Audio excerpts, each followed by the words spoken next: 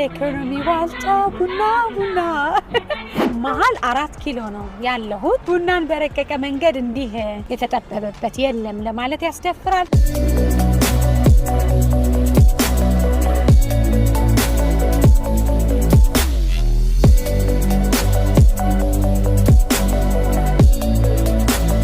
ኢቲኮፍ ቴስት ስፔሻሊቲ ኮፊ ሀብ ኤንድ ጋለሪ እንለዋለን። ኤስፕሬሶ ኮምፓታብል ፖር ይባላል። እኛ ሀገር የመጀመሪያው ያ ቡናውም የኛ ምርቱም የኛ ገፍሬው የኛና እዚህ ነው እንደሚዘጋጀው ወይስ ከሀገራችን ውጪ? እዚሁ ነው የምናዘጋጀው። እንዴት አድርገን ነው የምንጠጣው? ተከፍቶ ነው ተበጥብጦ ነው?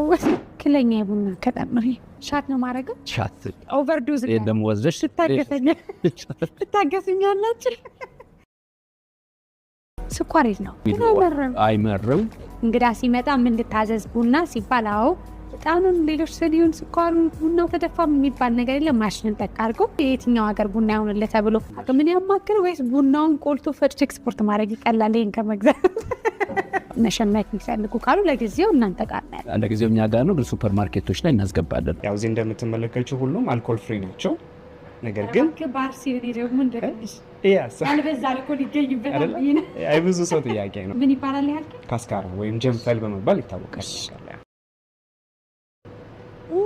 በድራፍት መልኩም ደግሞ ቡናን አዘጋጅተን የቡና ድራፍት በሀገራችን ለመጀመሪያ ጊዜ የቡና ድራፍት ነው።